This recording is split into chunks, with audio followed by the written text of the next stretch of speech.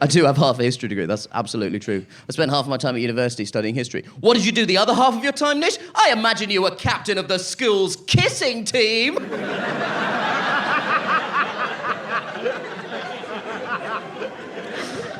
English literature. But the thing is...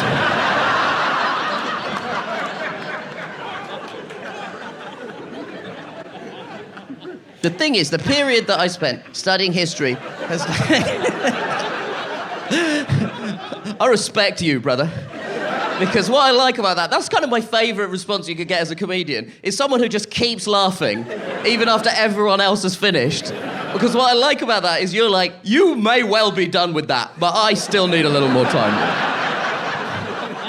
But fine, move on, do what you want, it's a free country, but I'm going to sit here and enjoy that joke for a little longer. Even the comedian seems finished with it, but...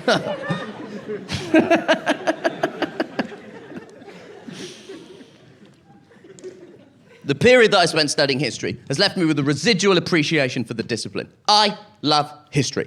I love reading books about it, I love watching documentaries about it, and I'm aware, because I didn't really pay attention when I was at university, some of this later life interest is the manifestation of deep-seated academic and intellectual insecurity, as is, to be fair, that sentence. And arguably my entire career in comedy. But it doesn't make it any less true. I love history, and that's fine. What could be wrong with that? Here's one problem.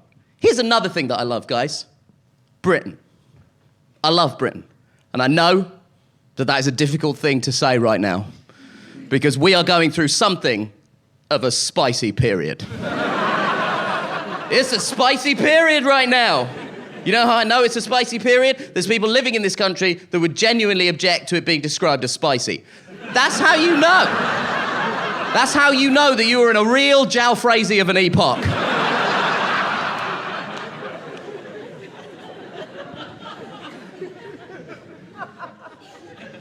Spicy period.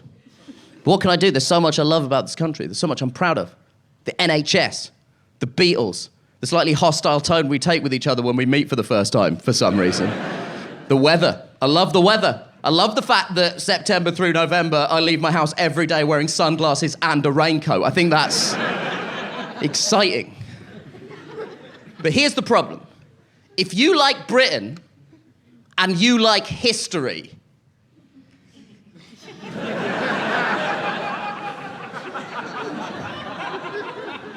well, that is tricky.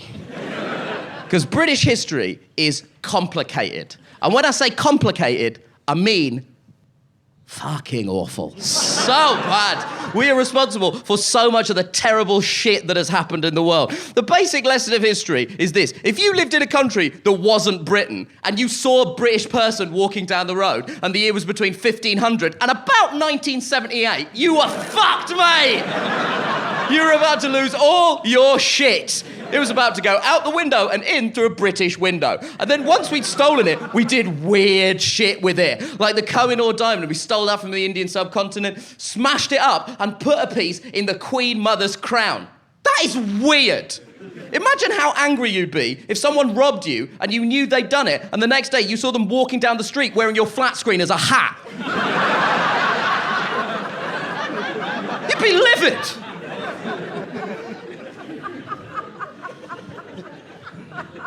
I think it's bad that we did that stuff. Here's what I think is equally as bad. Right now, 2016, we have no interest in taking responsibility for the shitty things that we have done. We have no interest. We think the rest of the world thinks we're an absolute gang of legends. The rest of the world fucking hates us.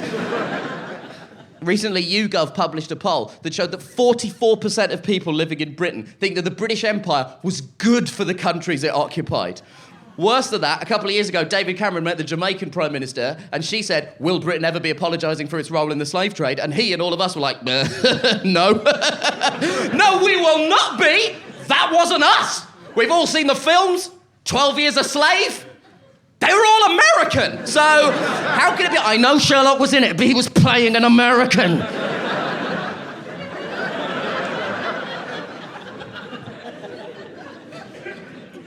I think it's bad that we did it. I think it's bad that we don't take responsibility for it. What I think is then even worse is that we have the audacity to judge other countries for their shitty histories. We do it all the time. Anytime England played Germany at football, the tabloid newspapers are always covered with headlines like, "Oh, here comes Hitler FC, kicking his fucking butt." I don't know, I'm not a tabloid headline writer. I don't like them, but it's only when you try and do one you realise there is some skill at work.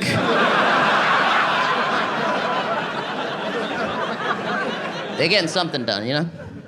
We all do it. We judge other countries. I did it. When I was in Australia earlier this year, I was walking around this place in Melbourne called the Australian Museum of Immigration. And I was just walking around being like, "Australia, you pieces of shit! How could you do this? You stole these people's country! You massacred them! You stole their children! Fucking hell, Australia!" Forgetting that all those people were British. They were all British people that stole that country. Captain Cook didn't sail away from here and immediately start wearing a hat with corks dangling off the end of it and throwing shrimps on barbies. I mean, fair play. We are not responsible for all of the terrible things that have happened in Australia. Say what you will, but that country, when it comes to prejudice, has very much taken the ball and run with it.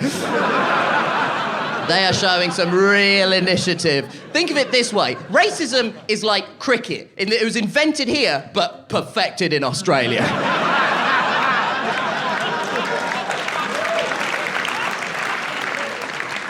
I've got that thing down to a fine fucking art.